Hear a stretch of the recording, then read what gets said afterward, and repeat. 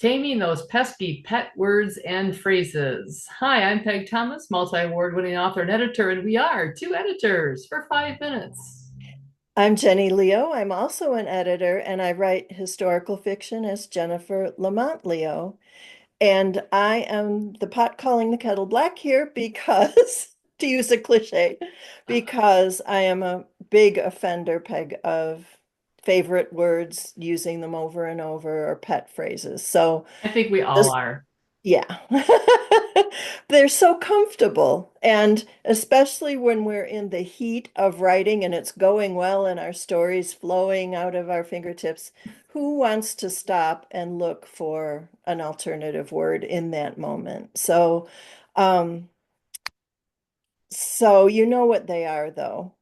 Mine is suddenly is one of mine. Um, They're very quick, often adverbs. If you look yeah. for the ly words, they're Mhm. very often those adverbs. Yeah, and they're just so easy to use. Yeah. I'll Just, even you tell just said myself, just, and just is a big one, right? You said, just, and I'll tell myself while I'm writing, I'm going, Peg will hate that word, but I'll come back and I'll change it later. But then, things intervene and I forget and I don't go back. So you're stuck with them. full disclosure, I edit for Jenny and Jenny edits for me. So we're very familiar with each other's work. And I have to share a Jenny Leo story here. All right. Are you ready? I sent her a manuscript and she may have had a few of her what I call lazy words in there, where you just throw in a quickly or a suddenly or a quietly. And I may have written a few times stronger verb, use a stronger verb needed here. There might have been a few of those. And she posts on Facebook in front of the whole world when she gets it back that she felt eviscerated by her edit. So I shoot her an email and I said, "Really, was it that bad?" And she emails me back and said, "No, but my editor said I needed to use stronger verbs." I thought, I caught on. I caught that on. was the best zinger ever. So my first tip to to get back on track, is to track your patterns. So if you know after a few edits that you are prone to overusing a word or a phrase, keep track of it. Do a search and destroy, as I call it, on your computer, and just find them. You can't.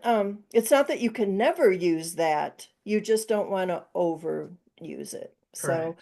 And make sure if you do check a thesaurus or something for a replacement word, that the replacement is actually something your character in your time period would say. Don't, sometimes big is the best word and you don't need gargantuan or whatever. But my second tip is to stock creative language in the wild.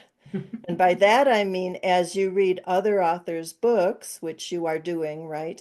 Um, if you hear a neat word, write it down somewhere in a notebook or somewhere on your notes app, or a turn of phrase you really like, and then it puts it in your brain so it'll come back to you later. Just We make hope. sure then it doesn't become your next Your, favorite word that you your new overuse. your new favorite word. Yeah. Like my friend who likes quintessential, which is not a common word normally, but she uses it so much that I associate her with the word quintessential. Which is not really Um, a good thing. So create a personal blacklist then going forward of, I don't want to overuse suddenly, or just be Right. aware. And at the same time, um, that you're keeping those lists of fresh and new words that would jazz up your writing if you use them.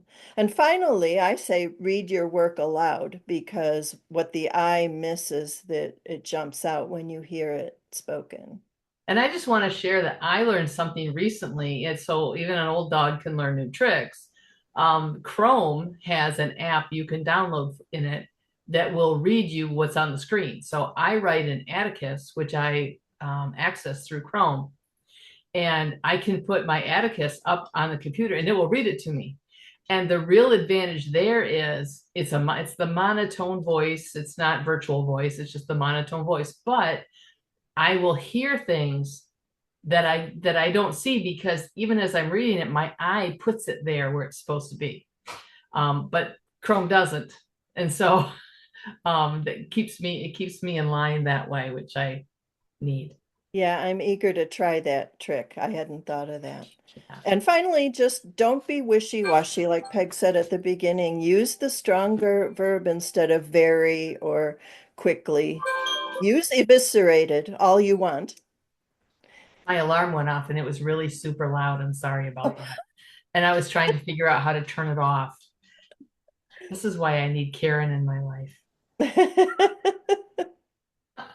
Well, that's all I had to say. So I'm zipping it and And it's good advice. I hope people listen to it. I hope they take especially the making the lists. And before you send your manuscript to your editor, do a search. Search for those words that you overuse all the time and then leave them where they're super appropriate and replace them where you can, right?